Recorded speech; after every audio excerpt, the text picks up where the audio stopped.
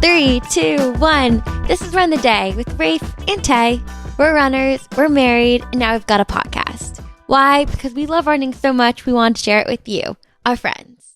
Today's episode is a solo episode with just me, Tay, and I am coming on here today to talk a little bit about something that I'm going through that I think is very relatable for a lot of people. So I recently finished running a half marathon race and training for it, months and months of training. And if you've been following along, you've heard that Rafe and I kind of took a little break after we ran our race.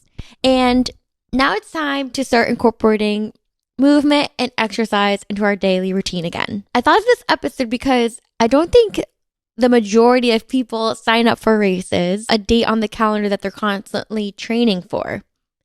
So the question came to me of how do people stay motivated and disciplined to incorporate movement and exercise in their daily routine? Now I'm questioning it myself, and I'm working on trying to figure out what gets me out of bed when I don't have a race date on the calendar. And if you've listened to some of our previous episodes, we talk a lot about how having a race date and a goal, specifically a SMART goal, a specific, measurable, attainable, realistic, timely, that's what kind of keeps me motivated, keeps me disciplined. But right now, I don't have a race on the calendar, and I'm okay with that. I think it's really important to have a break, and Rafe does too. But how do we stay encouraged? So the past few weeks, I've been figuring it out, and I wanted to share it with you guys, our friends, just some ideas, because I think this is something maybe a lot of people struggle with. First, having a SMART goal. So kind of like what we spoke about before, something specific, measurable, attainable, realistic, timely. But I'd like to reframe it and say it doesn't have to be performance-based. It could be that you want to feel stronger, you want to live longer, you want to be healthy for your loved ones. It could also be about your time. Maybe you pour a lot of yourself into other people, or you pour yourself into your job. This is a time that you are putting aside for just you. And that could be your goal, that you need to prioritize yourself a little bit more. When you do that, you will be healthier, you will be happier, you'll be a better, well-rounded person. By putting yourself first and exercising or including movement throughout your day, when you think of it that way, it will help you stay encouraged to exercise because you know that you're going to be a better person.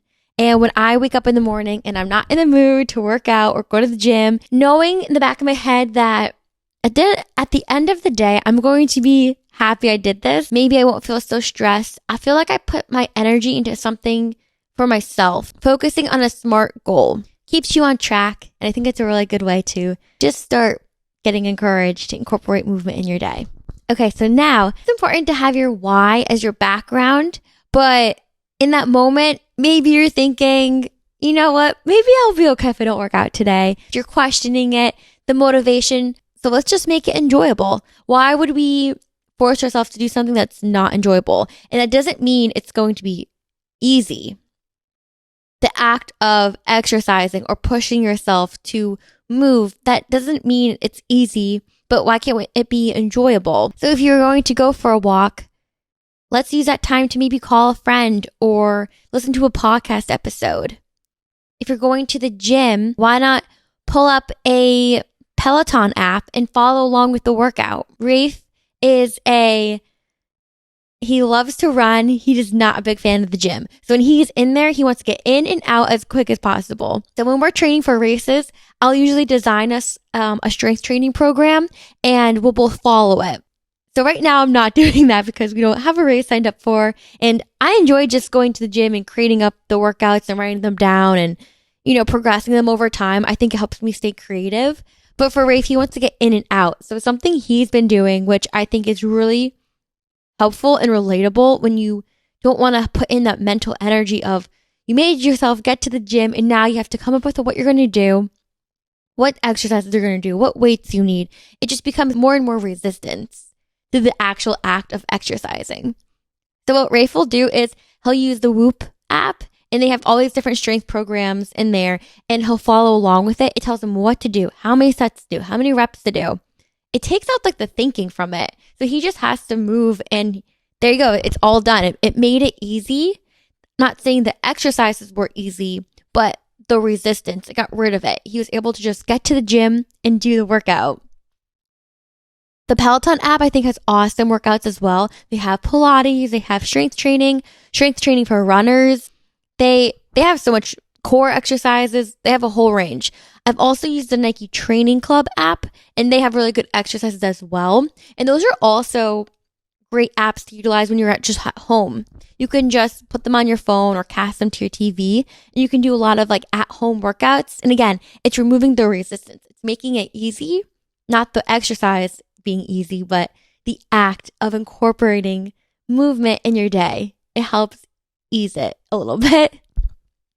Something else I'd like to quickly add to this point, which maybe I don't do very often, I think it's a really smart way to incorporate movement into your day, is to maybe make it more of a social activity. Sometimes it's really nice to run by yourself and be alone with your thoughts, especially if you also are training for something, you want to hit certain performance marks.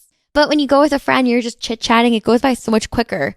Say you're going out with a friend, and instead of maybe going out to dinner, maybe you guys take a yoga class together. I think it's a really fun way to maybe reframe it. You don't have to go to the gym. You get to go to the gym, or you get to go for a walk, and you bring a friend along, and it's something, you make it more social, so it has more of a purpose. And so bouncing it back to that first point I made about having a SMART goal, maybe your goals are to be a little bit more social or engage more in the relationships in your life. And it's a great way to kind of tie it all together. You can utilize movement in your friendships and do it all together. And there you go, incorporating social activities in a healthy way into your day. Okay, so now my third point of how to incorporate or just start movement in your day. You're going to have to make a decision. And I don't really like making decisions, but I promise it's not that bad. Okay, so when you're incorporating movement or fitness into your routine or into your day-to-day life, you have two options. No one really talks about this, but you really do have two choices. You either fit it into your current routine to cause the least amount of disturbance, or you prioritize it. The past few months, training for a race, I've been prioritizing it. Rafe has been prioritizing it. We wake up in the morning, go for a run. After work, we go to the gym.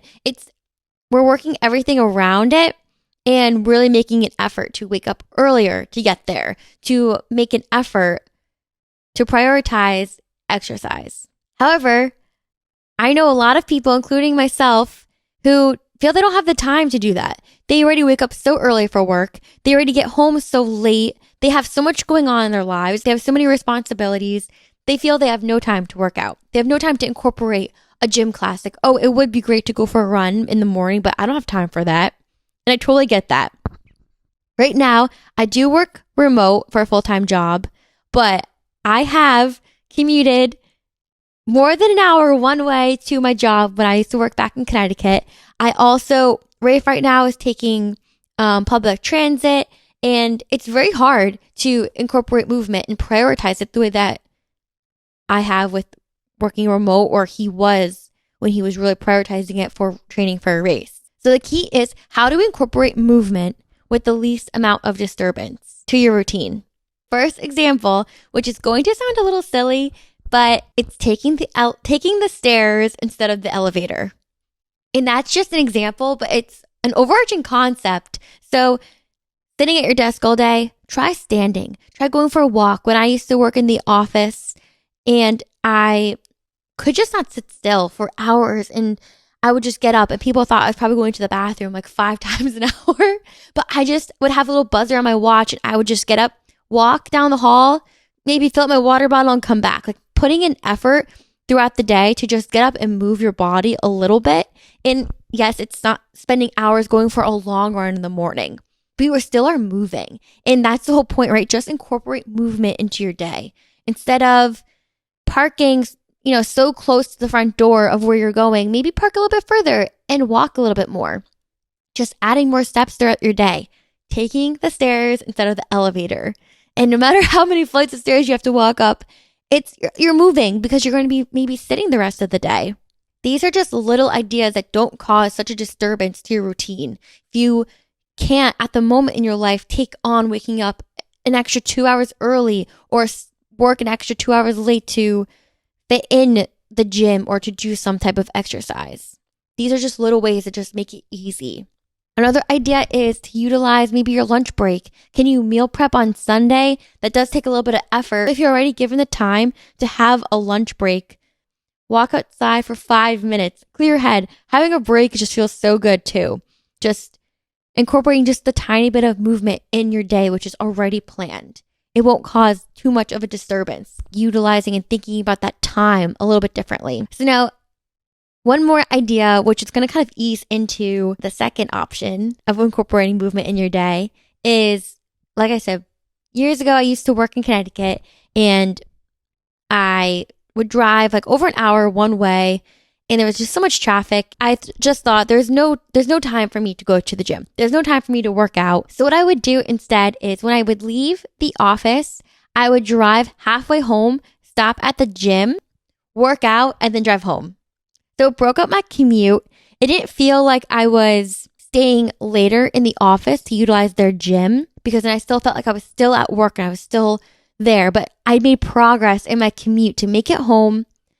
I went to the gym, and then I would drive the rest of the way home. And no, it wasn't easy. And yes, I was hungry by the time I got home, and I just wanted dinner, and I was sometimes cranky, but it felt better to me because I felt like I was still making progress with my routine or my schedule of doing the commute home. And I still was able to incorporate movement, and I was able to fit it in there. So that one you could, I guess, debate saying I prioritized it, but I still feel that I didn't cause so much of a disturbance to my routine and my schedule. I found a way to do it. So is there a gym or a workout class on your way home from work? Or can you utilize your lunch break? Can you go outside for 5 minutes, maybe before your day starts? Or can you park a little bit further just to walk? Anything that can incorporate some type of movement in your day that doesn't cause so much of a disturbance, and it does add up, and it will make a difference. And this is just if you are tired of feeling like you don't have any type of movement in your day. Okay, so then the second option, prioritizing movement and exercise. I'm a huge fan, and Rafe is too, of working out in the morning. We have a whole episode about how to become a morning person, if you haven't heard it. And a really important quote that my dad told me, it has stuck with me for so long, is to wake up before the rest of the world needs you. So what that just means is do what you need to do, the responsibilities, the most important tasks, get it done before everyone else starts calling you, texting you, emailing you. I know I've had mornings where I slept in and I wake up and I have a bunch of notifications. I feel this like obligation I need to get back to everyone. I have emails, you get an alert from something. You're like, what is this? You need to look into it. I mean, time goes by and you haven't started your day. You haven't put yourself first. You haven't gotten to exercise. So it feels really good that morning when you wake up, you go for your run or you go to the gym or you take that workout class or you go for your walk and you come back and then those text messages or notifications come in because you already took care of that and that was something that you prioritized and you needed to get done. And no, it doesn't mean that waking up early or getting your shoes on at the end of a long day or getting up from the couch when it's raining outside, it's the last thing you want to do. But kind of like what we said before, the exercise itself doesn't need to be easy, but do your best to make the effort to incorporate movement easy. So pick out your clothes the night before, have the workout planned ahead of time, making a plan, meal prep, anything you can do to make the action and remove the resistance. Think back about what we spoke about earlier, making it enjoyable. Make sure it's something you enjoy. Listen to a podcast, you call a friend, you take a really fun workout class with a coworker. Make it enjoyable. Don't force yourself to do something that's not fun. Just remember, we get to exercise, we get to move our bodies. And it's so easy to get caught up into the have to. I have to work out. I have to go outside. Just try to reframe it because we are so blessed to be able to move our bodies. There are so many people out there that aren't as fortunate. So to be able to take advantage of that, and it's really a blessing to be able to move. So enjoy it. And I truly feel that we are better people when we move our bodies. We're happier. And just think, do it for yourself. Be a better version for yourself. And you can also think about the people in your life. Be a better version for them as well. So now, a listener question. The question that Rafe and I received, which I'm going to answer today. I want to start running, but every time I do, I get injured. What am I doing wrong? Well, I feel really sad that you keep getting injured. I'm not really familiar with your background and your history with running. So if I'm going to take you with a general sense of advice, I'm going to start by saying maybe see a physical therapist, maybe see a doctor, depending on what type of what kind of injury you're experiencing. But I'll give some advice of ideas that it could be to maybe help give direction if you keep getting injured as you are starting to get into running, is you might be doing too much, too many miles, or too fast. So in terms of too many miles, our body and our muscles and our tendons, they need to get adjusted to the load that you're putting on. So I've experienced this before. When I was training, I put on too many miles at once one weekend, and I was experiencing plantar fasciitis pain. It's because of the load on the bottom of my feet, the tendons, they weren't strong enough to take on all that mileage. You need to make sure you ease into it. Following a really good running plan is important. You could do something as simple as there's like Couch to 5K running plans. If you just look them up, I'm sure you can find something free. There's a lot of different apps, Nike apps. It will help you ease into the amount of mileage you should take on at once. The other thing is, if every time you start running you're getting hurt, I'm wondering if maybe you're running too fast. And maybe even speed workouts. Make sure you're putting in time in the gym and strength training. So many people, like Rafe, just aren't big fans of strength training, and they just wish they could just run all the time. But it is really important to build that foundation. Think about maybe doing single leg exercises, some balance exercises, our core, hips. I mean, it depends on where you're experiencing injury, but those little things really add up and make a difference. And then in general, Rafe and I are huge fans of just running slower. Try taking it a little bit easy with the pace. Monitor how you feel. Are you able to hold a conversation? Would you be able to hold a conversation if you were with someone else?